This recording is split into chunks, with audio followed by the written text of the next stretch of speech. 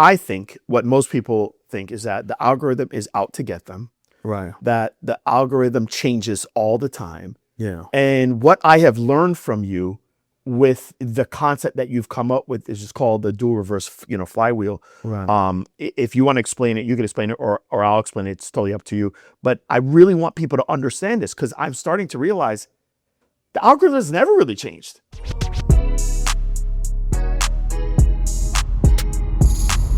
This is Secrets for Success. Welcome to the Secrets for Success podcast. I'm your host, Greg Todd. Thank you, as always, for joining me. Today, I have an extremely special guest that's coming on the podcast. Gosh, there's so many layers to it. Okay, so first, it is my older brother, Mark. Coach Mark to you, Mark to me. But I want to just share a couple things before I bring him on. Mark has been instrumental in the mission that you all are experiencing right now. I have been doing this mission of online consulting, helping you all start your businesses, grow your businesses, go online, leverage yourselves for the last 10 years. I actually just celebrated my 10-year anniversary 4 days ago as we're doing this podcast. And in all of the launches that I've done, the biggest launches I've ever had, there's been one common denominator in all of them. And that has been having my brother as my partner in the launch. And primarily what he has done for me, besides, helping me with, like having a really good offer that would work for you guys and all the other stuff, is really getting eyeballs on my stuff, getting eyeballs on my mission. But over the last, I would say, 2 years, he's taken this to a completely different level. And in 2026, I decided I needed to improve in this area. And we'll go through all that and I'll kind of share some stuff with you. But this year, it has been a true game changer because of what he has helped me with. I brought him on the podcast today so he can talk to you all about it. If you are struggling with getting eyeballs on your content, if you're struggling with getting eyeballs on your services, if you're struggling with getting the ideal client in front of you, this is the podcast you're going to want to listen to. Mark, welcome to the podcast for, I think, your third time. Thank you so much. It's been a pleasure. Okay, awesome. All right. So, I want to start out with me because, I came to you at the end of last year and said, look, my situation has changed. I've had a lot of things going on personally in my life. I have not been able to fully go all in with the mission, but I said the decisions I've made in 2026, I'm going to go all in. And everybody looks from the outside and they're like, oh yeah, you're always doing great and whatnot. No, I mean, I know what I'm capable of doing and I'm nowhere near what we are capable of doing. And you gave me some advice. So why don't you go ahead and tell them the advice and be fully transparent. Yeah. You got to remind me. I didn't even remember the advice I gave. I gave you so much. Well, I mean, I run my mouth so much to you. You do run your mouth a lot, but you did say like, hey, you need to really improve in your content. Yeah. I think that the majority of people, majority of coaches, majority of businesses online need to improve on their content. I probably spend 3, 4, 5 hours a day just scrolling on the different platforms. When I wake up in the afternoon, because I sleep through the day and work through the night, and generally when I wake up in the afternoons, I'll probably stay in bed unless I have something that I have to do for like 2 hours, just scrolling, looking at content, looking at different content.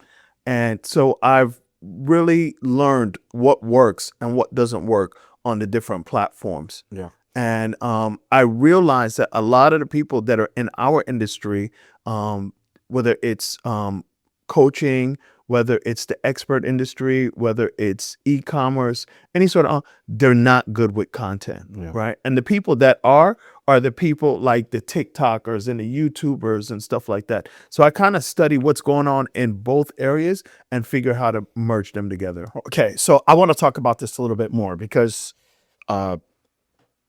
what I have done to build this mission is basically totally different than what I'm doing now. Right. Okay. So when I started this, I was this, kind of in shape black dude with these medium shirts on in my man cave, ranting, sharing things that people weren't hearing, playing hip hop music, Right. and it worked, right? And it worked back then. And how I was able to grow my mission was really through partnering and leveraging with other Facebook groups, Right. putting my message in their groups, going on and on and on.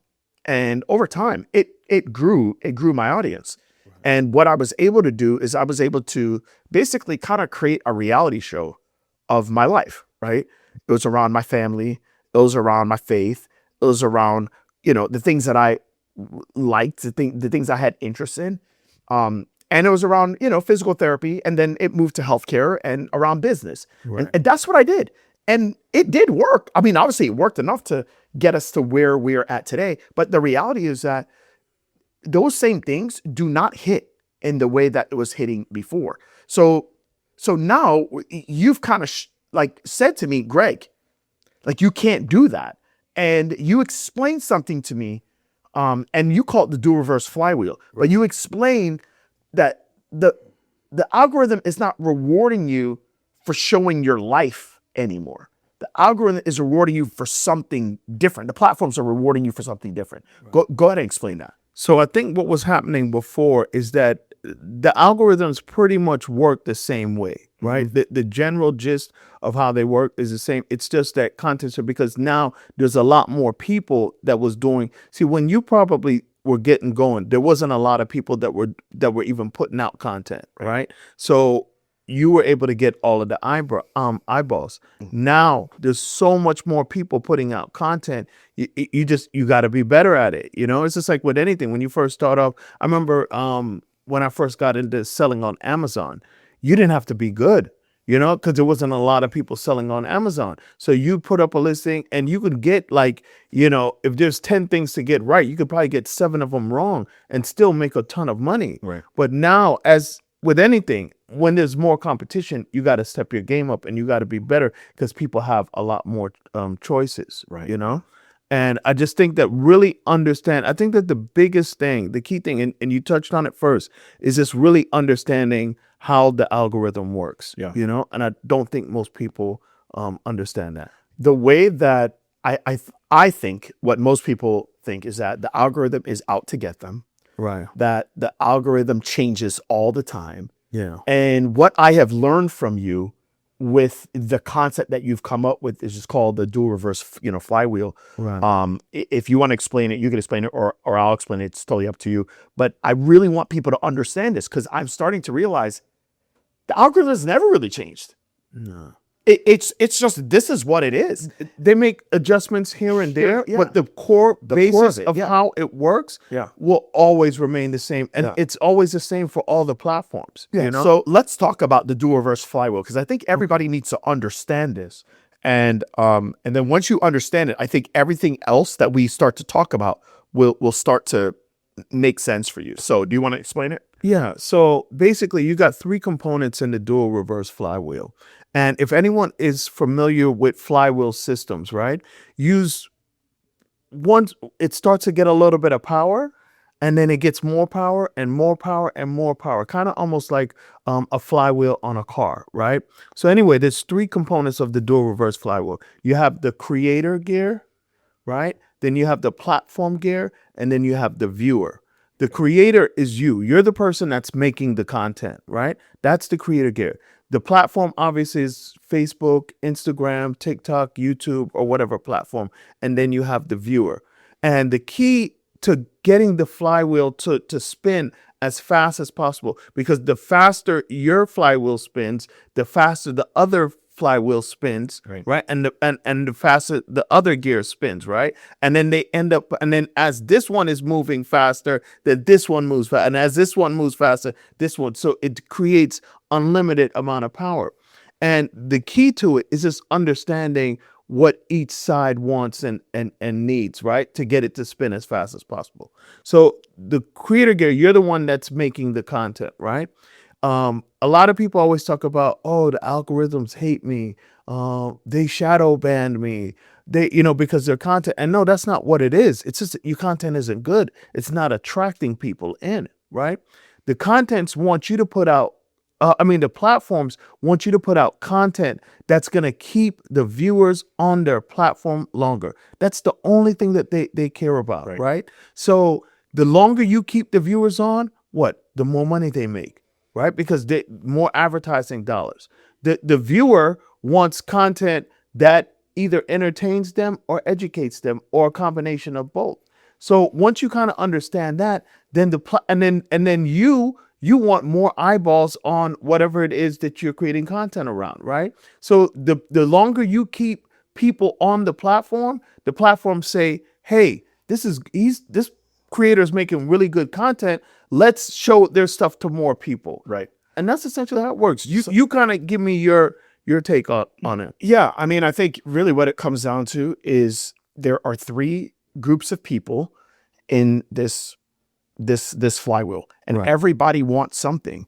I want eyeballs on my stuff. The platform wants the viewers to stay on their platform, and the viewers want entertaining and educating content. Right. That's really it. And if everybody can just get what they want, then everything will work good. Your job is to make sure that you put entertaining and educating content in front of the viewer. That is it. That is your priority. If you do that, the platform will reward you by putting more of those types of viewers in front of you, and those viewers that are already in front of you, make sure that they see more of your content. If you stop doing that, the platforms will say, hey, you are not helping us with keeping these people on the platform, and we will not show your content because you're not helping our agenda. Right. So if everybody can just understand what everybody's agenda is, we can play well together. Right. If you don't understand that, then we won't play well together. I think that the biggest mistake that creators make is that they think they know what people want, right? But they don't understand it because they don't study enough content. The best way to know what it is that people want is to look at what's working. Look at what's getting views. Look at what's getting shares. Look at what's people are engaging with, getting comments, and then try to emulate that type of content, And what a lot of people don't realize is that a lot of times it's subtle things. So you might have the same basic concept as another piece of content, but if you didn't use the hook, right? If you didn't use the hook the right way to really grab people in, then it doesn't matter what you have after that. I liken it to like a restaurant. Imagine you having a restaurant and you have the best chefs in the world in your restaurant. You have Chef Emeril Lagasse, you got Gordon Ramsay, you got all the top chefs in the world in your restaurant, but nobody knows, right? So you have to have something to get people to walk into your restaurant and at least try your food. And once they try it, man, we're out of here, right? But if you don't have that, you don't have something, you can't figure out how to get people to walk into your restaurant to even just open the door, then it doesn't matter what you have inside. So let's talk about the results that you have gotten with this. You could talk about yours, and then I'll talk about this project that we've been doing, and what it has done for me. So go ahead and kind of tell people what your journey has been online, and since putting this into play, how it's increased your viewership. So it's funny because when I first started actually making content, I was working with a couple different clients, and I was telling them, hey, you got to make content. You got to make content. And, everybody try to resist that and whatnot. So then I told one of my clients that I was working with, this is maybe about 3-4 years ago. And I was like, hey, let's form a pack, right? And every day we're going to both put out a piece of content. Now, at that time, I wasn't really trying to put out content. I didn't have an offer or anything like that. I just worked with people selectively. So we both started doing that. And then some sort of way, mine just took off, and it did really, really well. But it was taking me a lot of time every day. I wasn't necessarily doing it the right way, but I was putting out pretty decent content. and it did really, really well. I probably did it for about 8 months or so, 6 months, and then I stopped for a while. And then something told me, um, you got to get back in it. You got to get back in it. And I probably waited about a year and a half, maybe a year and a half before I got back in it again. And then I was putting out content, but it just wasn't hitting. Just wasn't hitting. You know, it was getting a couple views. It was getting decent views, probably a lot more than most people's content, but it wasn't getting like hundreds of thousands of views. And then I just went in and just started studying what works, what doesn't work, what do people want to see. And then I made a couple adjustments in February of last year. And between February and December of last year, I ended up getting probably just on Instagram alone, I think like 35 to 40 million views. I got over 1 million shares, which is the stat that most people are so focused on likes, right? Shares is the most, through my research, shares is the most important stat. And we'll go into that later as to why. And I went from 14,000 followers to 89,000 followers on Instagram alone. I had a Facebook. Let me tell you, it was so crazy. I have 2 different Facebook accounts, and so I was doing it really, really well on Instagram, and then my Facebook wasn't really doing a whole lot. The main one that I look at, and I forgot that my Instagram account is attached to another Facebook, Right. so it was posting there. And then one day I look and I see a post on her. I never looked at the stats on it because it just automatically posted there. Never even went on that account. Then I noticed that one of my posts got like a couple 100,000 views. I was like, and on that channel, on that account, I have like 45,000 followers on that Facebook account. My other one, I probably have like 10 or 20,000. I think I have 10,000 on TikTok.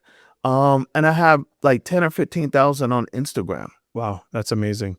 The biggest thing that you did differently was you studied the content, Right. but then you came up with this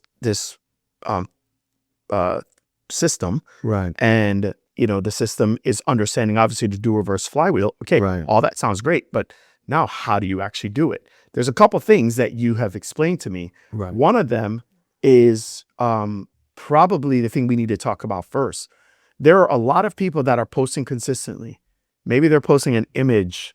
I was just looking at a potential client that reached out to me and said, "Hey, I want to work with you." And I said, "Let me go look at their Instagram." And it's a bunch of, so it's a clip art. So I was like, okay, like they're posting stuff and I know one of the things they're going to ask me is like, how do I get more reach? Like Right. I post consistently. I post every single day. I post 5 times a week, but nothing is happening. So I think one of the things you explained to me is, Greg, I had to understand this concept called reactance. Right. Can you explain that to people? So basically what reactance is the brain. The brain is always trying to conserve energy, right? And it's always trying to protect you. So what ends up happening is that as people are scrolling, if it looks like, and they come across your post, if it looks like something that they've seen before, or it feels like it's an advertisement, the brain says, "Nah, we don't need to see that. Keep scrolling, keep scrolling, keep scrolling." And that's essentially what reactance is. So what I did was I came up with this term. It's called CANAT, right? And what a CANAT is an ad disguised as content. And I realized that all the people on TikTok that are really doing really, really well, that's getting millions of views, essentially they're making these things that I call canats, right? It feels like just a helpful piece of content, but then at the end they tie some sort of call to action to it. So if you really kind of understand, and when I first got into coaching, probably around like 2015, 2016, I really started studying the brain, and understanding how the brain works, what makes us want to buy something, this thing versus that thing, what makes us want to buy an iPhone versus a Galaxy phone or a Microsoft phone or whatever, right?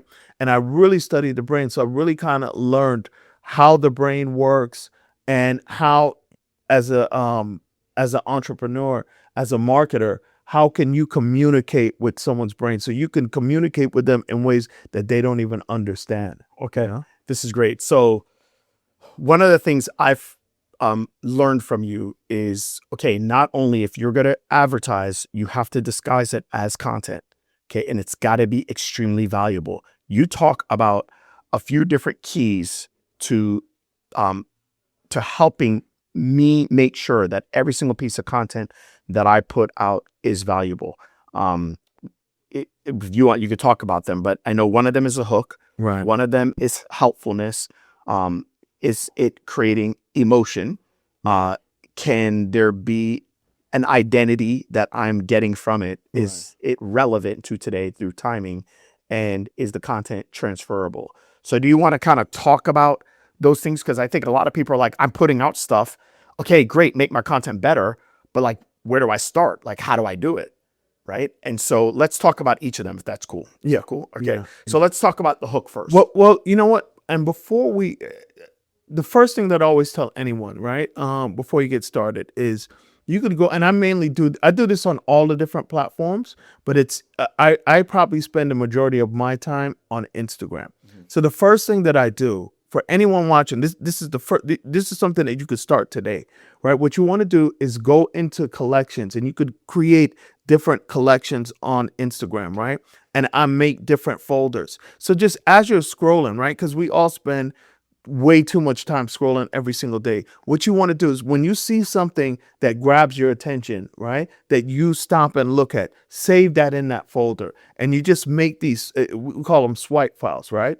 And you could make, in the beginning, you just have maybe one general one that anything that grabs your attention, you save to that swipe file. But then as time goes on, you'll start to understand the different types of content, right? And then you make swipe files for every single one of those. And then every time you see what we would call a powerful story, you're going to save that to the powerful story swipe file. Okay. Every time that you see a comparison video, you're going to save that to a different swipe file. So that's always going to be the first step, because you really want to see what's working, right? Whether it's your industry or even other people's industry. And what you mean by what's working is what is making you stop. Right, exactly. Okay. So I think that's the big thing. It's like, if you're going to be on these platforms and you're going to be wasting time anyways, you might as well use it to get better at something that's going to make you money. Right. And so when you are looking, what is making you, as you're scrolling, what's making you stop to scroll?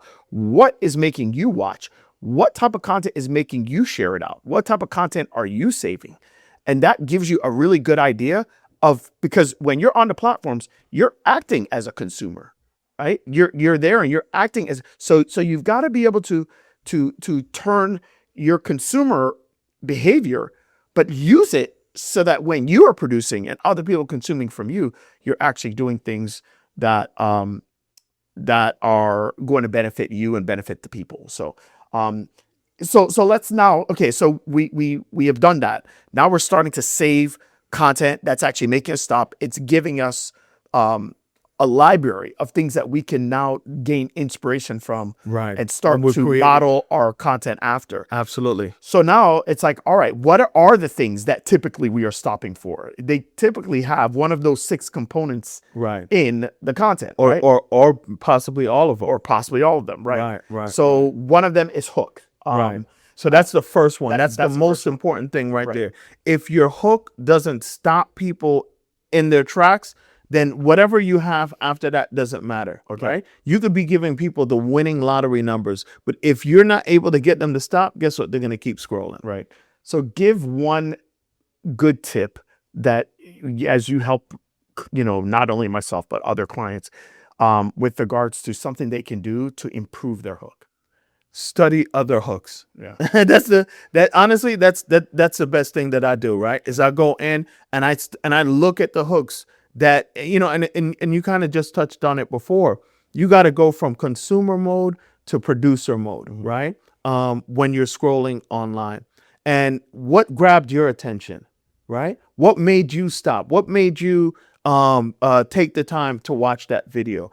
And that's all I do is I just look at hooks that are working and then I save those in a particular folder, and then I'll go back and then I'm not going to copy what they have word for word, but I'll use some sort of variation or I'll figure out how it can work for me. You know, one of the key things is, especially if you're a business owner, you want to grab the attention of the people that you are that you're trying to talk to. So for instance, if you're making content for physical therapists, hey, physical therapist, or something to let those people, if they're scrolling and they see this and it says, hey, he's talking to me, let me go ahead and stop and see what he has to say, right? So you want to call out the people that you are either that you're trying to reach, or if they have a condition. So for instance, if you had a supplement that worked with that help people that can't sleep at night, are you having trouble sleeping at night?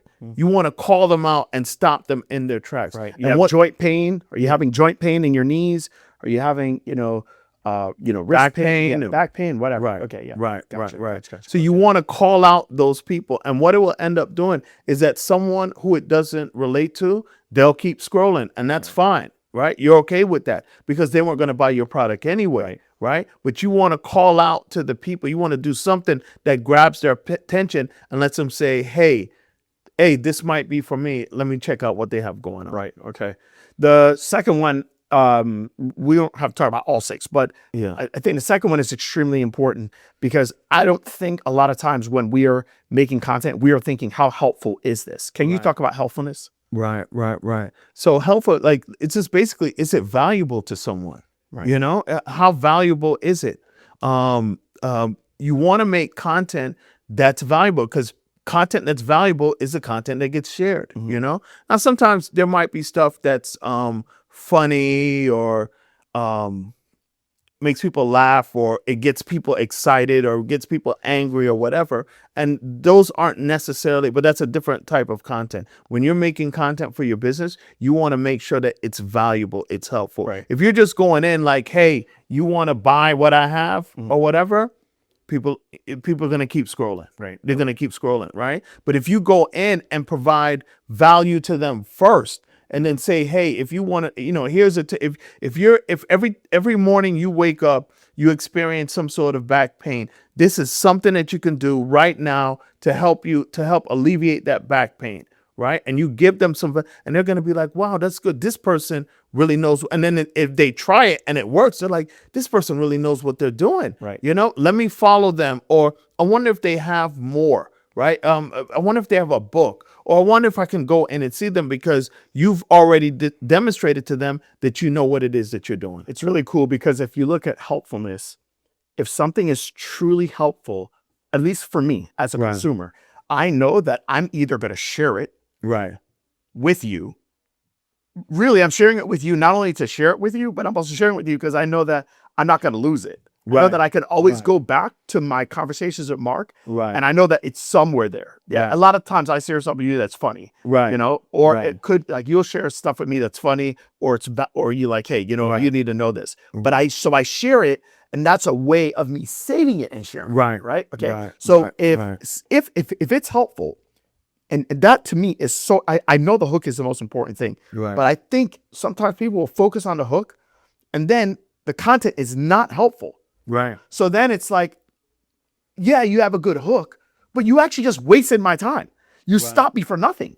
Yeah. And And the that pisses people platforms off. the platforms will even penalize you more Yeah. for that. So what people will do, there was a trend last year where people would do these, they would have some sort of like crazy hook in the beginning, like maybe them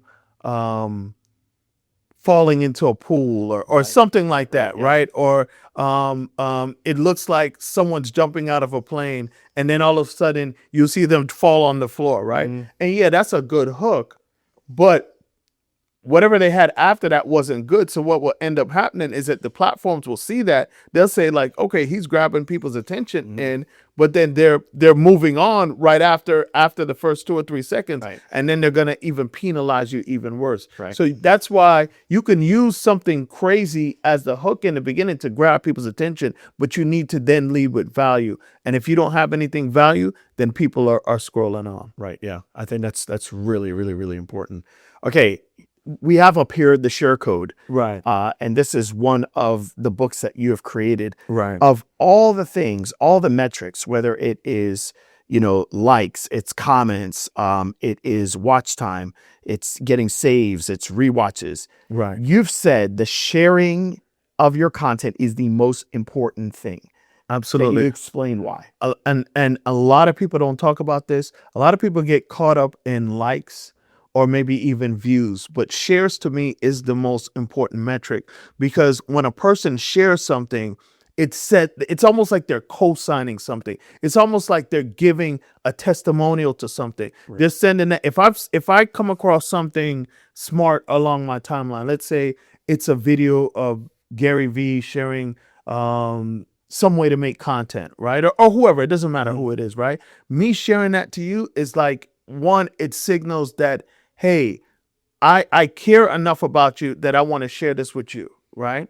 Then it also signals that, hey, I'm smart. I came across this. Let me show you how smart I am. Let me share that with you. And the platforms love that, right? And that's really how you can get your content to grow really, really fast, is that if you understand this shareability equation that I created, these 6 different factors that are 6 different things that you need to have inside your content, that's how you get your content to share. And that's how I was able to get over 1 million shares just on Instagram alone last year. What do you feel like was the biggest thing you put in your content that was getting so many people to share it out? Is there one thing in particular? It's a combination of all 6, right? So we can go over them real quick, right? Hook, right? You got to have a hook that draws people in. If you don't draw people in, then it doesn't matter what you have after that. Right. It has to be helpful, right? Next is emotion. It has to stoke emotion. I love to say this, that we're not human beings, we're emotional beings, right? And we all want to feel some sort of emotion, whether it be anger, whether it's feeling happy, something. We just want to feel something, right? We don't want to go through life and just not feel anything at all, right? I think most people would rather be angry or sad than just have no emotion at all, right? We want to feel something. So your content has to make them feel something, which you're starting to see a lot of. And I think that, I mean, like with anything, people over abuse it. You're starting to see like a lot of like rage bait type posts, and they do extremely well, but they're not necessarily valuable to you. You know, they get a lot of views, and I guess if you're looking for views, then that's cool. But this rage bait stuff, people will, I don't know, make a comment about something that they know is going to annoy a certain group of people. And they realize that you're going to get more response from the people that hate the content than the people that actually like your content. You know what I'm saying? It has to have, so we said identity, right? They have to feel that it speaks for them, right? Then you have transferability. And transferability is how easy for it to share without you having to explain something. So it's got to be clear. It has to be clear, right? If I send something to you and then now I have to call you and say, hey, I just sent you this on Instagram. This is what I meant by that. That there's no transferability. It makes it too hard for me to want to share it out. I have to be able to send it to you and you're able to watch it and you're able to get it, right? And the last thing is timing, right? And basically time is like, how relevant is it to that person at that moment in time? It's like, if I have a toothache, right? And you send, or if I had a toothache 2 weeks ago and you send me a tip that a dentist gave, hey, if you have a toothache, put some garlic on it, but I've already got that tooth extracted, then timing is off. That's not valid to me. But if I'm at home right now and my tooth is killing me and you come across an article, I mean a piece of content that's saying, hey, if you want to get rid of toothache, put a piece of garlic on your tooth, that timing was perfect, you know? So that's essentially timing. And the more of these that you have inside your content or that you're keeping in mind as you're creating content, is the more shareable your content is going to be, and then your content will start to just take off. That was easy.